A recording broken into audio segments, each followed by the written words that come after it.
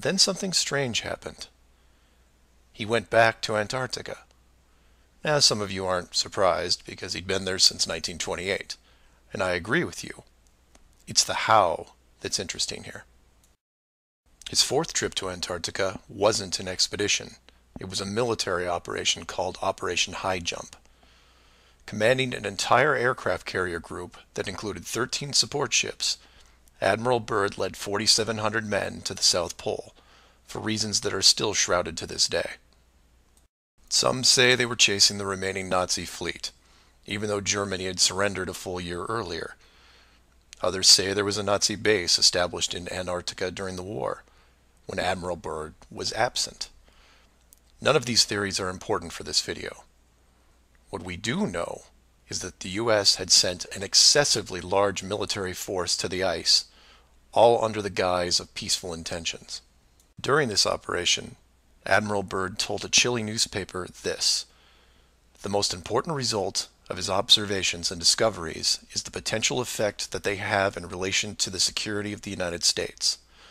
The fantastic speed in which the world is shrinking," recalled the Admiral, "is one of the most important lessons learned during his recent Antarctic exploration.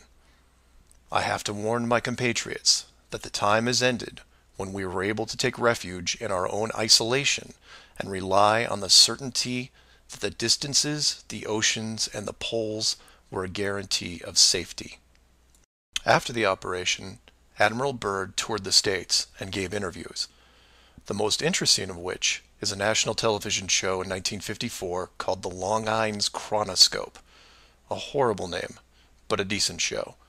I've added a segment of it at the end of this video and linked it in the description. During this television interview, he first spoke of an area beyond the South Pole as large as the United States, which no one had set foot on yet.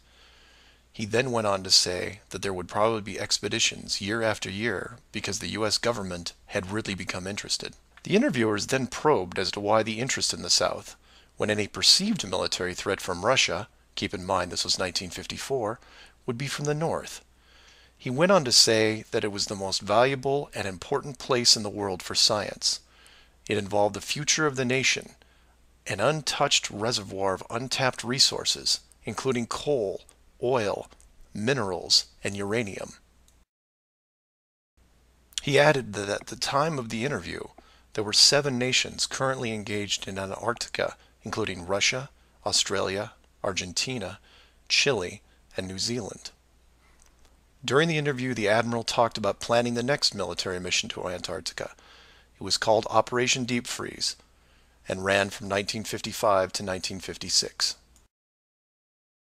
The mission was completed, and he supposedly returned home. Now this is where you come in and say, so what? And normally I'd agree with you, except for what happened next. Nothing happened next. The missions just suddenly stopped, and that was it. No other expeditions, military or otherwise, were conducted on the continent, ever. Then a treaty was put in place banning any country from doing basically anything. The end. And if you're wondering what you're missing, it's this. Admiral Byrd goes on television, says that this massive body of land, most of which sits on a plateau 2 miles high, is rich with every resource you could ever want, energy rich, pristine, with no indigenous population or plant life, and every country that has sent teams is ready to carve it up like a big turkey. Not to mention, there's an expanse of land larger than the United States they haven't even looked at yet. And out of the blue, everyone just calls the whole thing off? There are no environmentalists in 1959. This is land of diner food and 20-cent gas. I'm calling total BS on this one. The dollar value of the initial resources find would have fueled armies of greedy companies. So what happened? They found the edge, that's what. And the last thing they were going to do was let unsupervised companies near it, regardless of the money. Even if it was hundreds of miles away, you couldn't allow resource corporations even into a safe area, and then years down the road as they expanded, tell them, oh, sorry, you can't go beyond this point. When the companies would ask why, what would you tell them? And now the interior of Antarctica is off limits, with no revisions until the year 2041. You can take tours of the outer islands, but there is a hidden line enforced by the military that you will not be able to cross, because the interior is actually the exterior edge. It's there, it's hidden, and it's protected. The Earth you live on is flat. So do some of your own research and ask questions. Please feel free to email me at msargent23@comcast.net or 303-494-6. So if the Earth is flat, can we fall off of it? Are those legends true? Well, it's still a mystery to me anyway, whether there's an edge, a barrier, like a dome at some point, or if it's an infinite plane. So the flat Earth model is, well, the ball Earth model has Antarctica on the bottom of the ball. So no matter where you are on the Earth, if you head south, eventually you'll end up at Antarctica. Now that's true on both models, because in the flat Earth model, Antarctica is surrounding us 360 degrees, enclosing all the oceans, holding them in. And it's a wall. The Antarctica is literally a wall, and then an ice plateau beyond it, which encloses the oceans. And early explorers tried to find an inlet through the ice wall, like James Clark and Captain Cook, and I have them in my book, I can't remember all their names, but they went around the Antarctic ice wall, and it took them years, 3 or 4 years, to go all the way around Antarctica, traveling many, many more miles than Antarctica supposedly is on the ball Earth model. But they didn't climb on top of the ice. That only recently have expeditions gone on top of the ice, and there's a big cover-up there as well we can talk about. So as far as public information, we don't know how far along the Antarctic ice you can go, whether you'd be going for a while and then you'd get to an edge and, like you said, fall off into space, or whether there's a barrier or a dome of some sort, as many cultures believed, or whether it's an infinite plane and it's just snow, ice, wind, and darkness forever. That's still a mystery at this point. Is the whole flat Earth idea, is that a new idea? How long has this been around? No, the flat Earth was worldwide for thousands of years before this spinning ball Earth came around. The first person to think of the spinning ball Earth was also the first Freemason, Pythagoras of Samos. Most Freemasons trace their ancestry, if you will, back to Pythagoras as being the first Freemason. And that was 2,500 years ago. But his idea didn't catch on at all until about 500 years ago, when Copernicus, another Freemason and Jesuit, wrote his book promoting this spinning ball Earth and concept. And then Kepler and Newton and Galileo, they took it from there, and now NASA and RASA and all the other space agencies, they're experts like Carl Sagan and Neil deGrasse Tyson. They're continuing this heliocentric spinning ball Earth gravity myth that's been going on for 500 years, and they keep adding on to it now. Now you've got a Big Bang and evolution and aliens and 1 septillion other ball planets.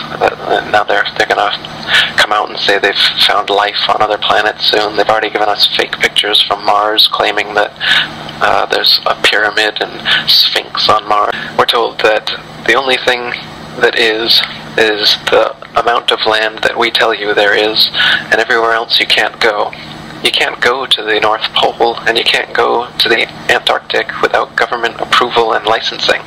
They have little tours where you can go and take little photo ops, but you can't go yourself and explore what's actually at the North Pole, and what's actually out along the Antarctic ice. How far does it go?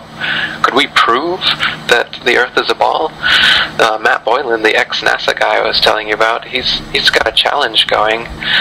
he wants to go to Antarctica. He'll enter from any point, and with his team, ropes and spikes, go straight southwards along the Antarctic ice and see, will he come up on the other side of the ball?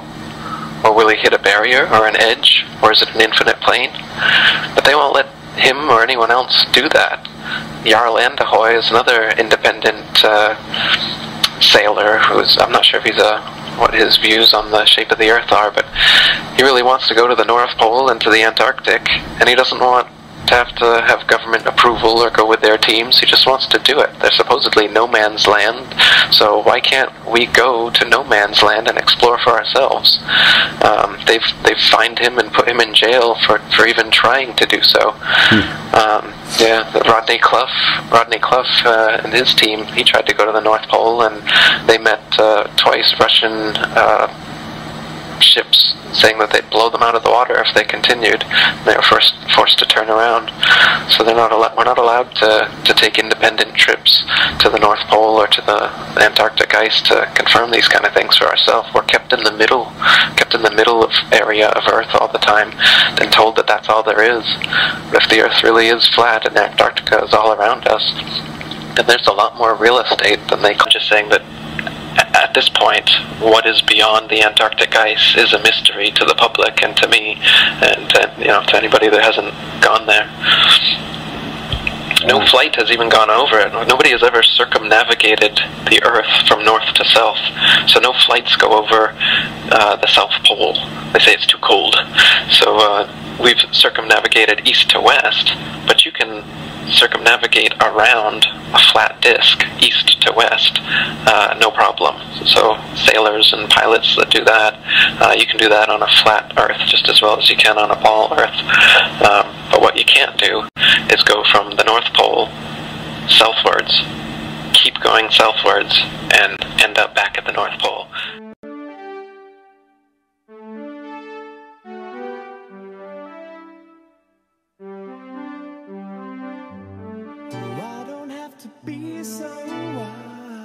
You're just my fantasy, and I will fantasize something more or less to make things started. We're the artisans, and we've been crafted. I wanna be a magical mystery. I wanna be a final history. This is the new